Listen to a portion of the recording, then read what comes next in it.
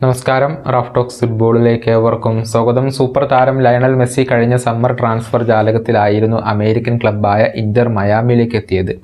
അതിനു പിന്നാലെ മെസ്സി തൻ്റെ മക്കളായ മാറ്റിയോ മെസ്സിയെയും അതുപോലെ തന്നെ തിയാഗോ മെസ്സിയെയും ഇന്റർ മയാമിയുടെ അക്കാദമിയിൽ ചേർത്തിരുന്നു. മൂത്ത മകനായ തിയാഗോ മെസ്സിയും രണ്ടാമത്തെ മകനായ മാറ്റിയോ മെസ്സിയും നിലവിൽ ഇന്റർ മയാമിയുടെ അക്കാദമി താരങ്ങളാണ്. രണ്ടുപേരും ക്ലബിൻ്റെ യൂത്ത് ടീമുകൾക്ക് വേണ്ടി ഇപ്പോൾ കളിച്ചു തുടങ്ങിയിട്ടുണ്ട്.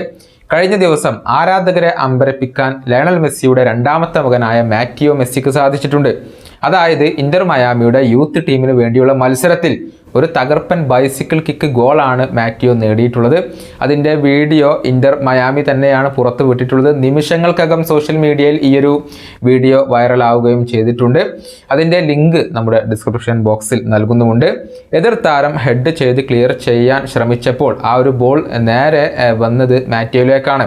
ബോക്സിന് വെളിയിൽ വെച്ച് ഒരു കിടിലൻ ബൈസിക്കിൾ കിക്ക് അദ്ദേഹം ട്രൈ ചെയ്യുകയായിരുന്നു.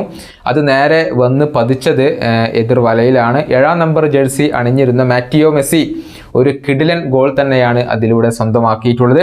എതിർ താരങ്ങൾ പോലും അവിശ്വസനീയതയോടുകൂടി തലയിൽ കൈവെക്കുന്നതൊക്കെ നമുക്ക് ആ ഒരു ദൃശ്യങ്ങളിൽ നിന്നും വളരെ വ്യക്തമാണ്. ലയണൽ മെസ്സിയെ പോലെയാകുമോ മകനും എന്നാണ് ചില ആരാധകർ കമൻറ്റ് ബോക്സിലൊക്കെ ചോദിക്കുന്നത്.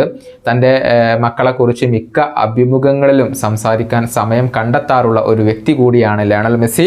മാറ്റിയോ ഒരല്പം ക്രേസിയാണ് എന്നുള്ള കാര്യം മെസ്സി നേരത്തെ തുറന്നു പറഞ്ഞിട്ടുണ്ട്. എപ്പോഴും ശ്രദ്ധ പിടിച്ചു പറ്റാൻ ആഗ്രഹിക്കുന്ന ഒരു വ്യക്തിയാണ് മാറ്റിയോ എന്നായിരുന്നു 2019 നൽകിയ അഭിമുഖത്തിൽ മെസ്സി പറഞ്ഞിരുന്നത്. ഈ വീഡിയോയുടെ അവസാനിപ്പിക്കുന്നു. വീണ്ടും കാണാം.